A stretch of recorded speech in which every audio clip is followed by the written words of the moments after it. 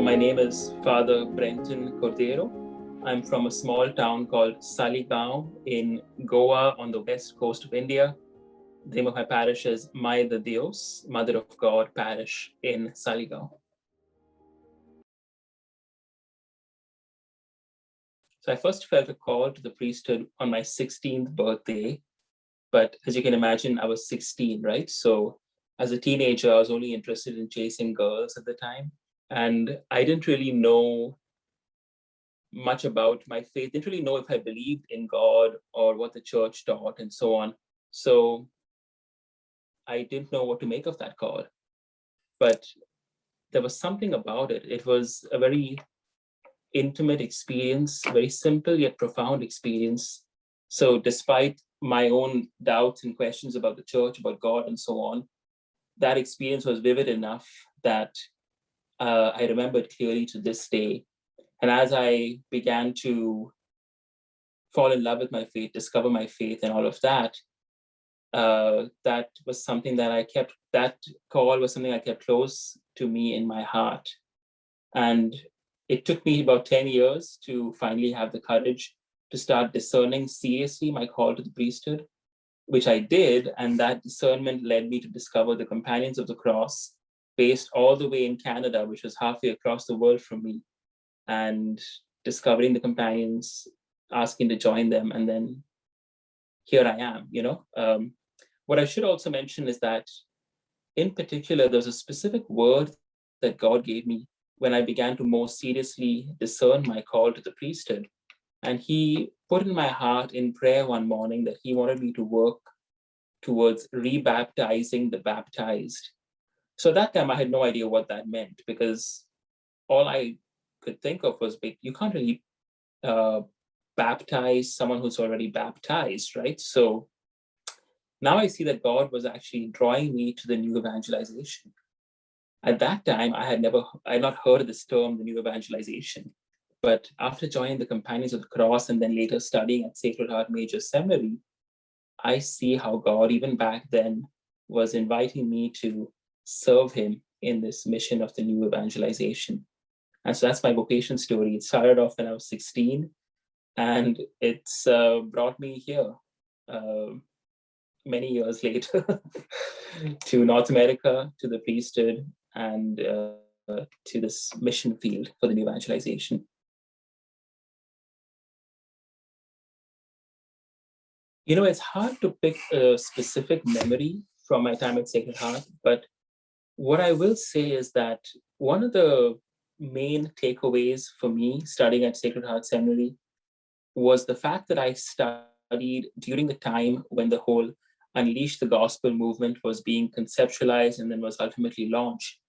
So there was something, beautiful being formed in the Archdiocese, and it created a certain energy, a certain buzz that also made its way to the seminary.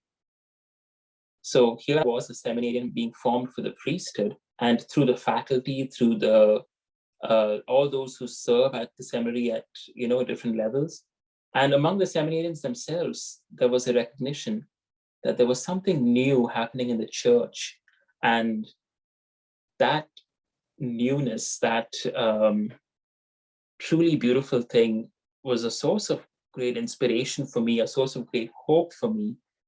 And that is something I will really remember Sacred Heart for, because it was at that time that everyone embraced that call, that we all realized that this is what the Holy Spirit was doing. The Holy Spirit was calling us in his power, in his life, in his awesomeness, to follow him in this new adventure to unleash the gospel.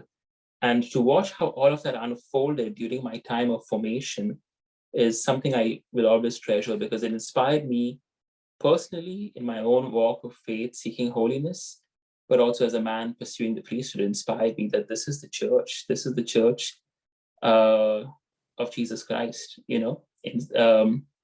built on and vivified by the power of the Holy Spirit.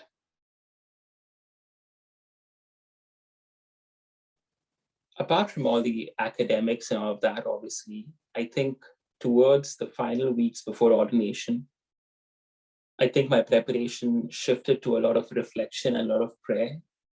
A lot of that rooted in awe, in wonder, and in gratitude, because here I am, this like crazy guy who grew up under a rock in the middle of nowhere, India, who, for whatever reason, God has called me and now appointed me, ordained me to be his priest here in North America through the Companions of the Cross, who serve both in Canada and in the United States. So a lot of my time was spent kind of like going over all of this, where I was in my teenage years, and then as a young adult, all the ways that I had gone astray, all the ways that God had blessed me. And then in the most recent years, all the ways that God had formed me to be a better man and formed in me the heart of a shepherd in preparation for the priesthood. So apart from that, though, a lot of this prayer and reflection was also geared towards trying to understand what to do as a priest, because as we know, we live in a really crazy world right now. There's a lot of secularization, a lot of persecution for Christians, those who want to stand up for their faith.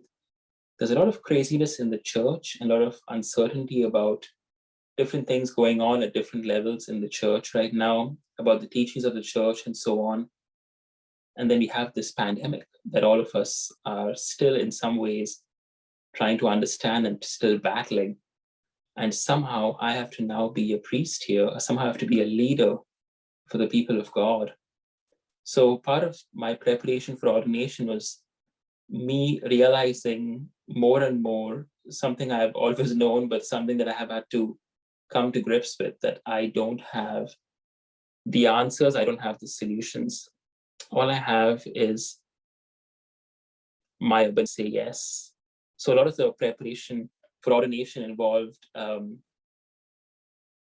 me crying out in prayer every day, "Here I am, Lord, send me." And it's a prayer that I hope to be able to pray daily, continually, because all I have to do is recognize that all I need to do is show up every day, ask God, "Here I am, Lord, send me," and he will use me. He will show me what he has to show me, what he wants me to do, what he wants me to be as his priest.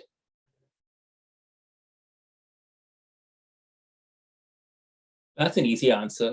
I hope that for the rest of my life, I can be a happy, holy, and healthy priest, which is a simple answer to state, but not always an easy answer to live out. So the kind of priest I'm hoping to be is this happy, holy, and healthy priest. But to be able to do that, I would have to be completely dependent on God for him to show me his way, to show me my way so I can stay away from it for his way, and so on and so forth. But also, like, I want everyone to know the joy of the gospel, to know the love of Jesus Christ, to know this good news, who is Jesus himself, you know, but not just to be able to know this like in one's head, but to know it in one's heart, but to be able to be this instrument, to be this messenger of the good news to others. I would need to know myself on a very personal level the joy of the gospel, the love of Jesus Christ. And this would be something that I would need to know, to understand, to ponder every single day. Because it's something that, like, I truly believe it's only if I am transformed from within by the joy of the gospel, by the love of Jesus Christ, that I can witness that I can proclaim that to others, that Jesus is all one needs and all one wants.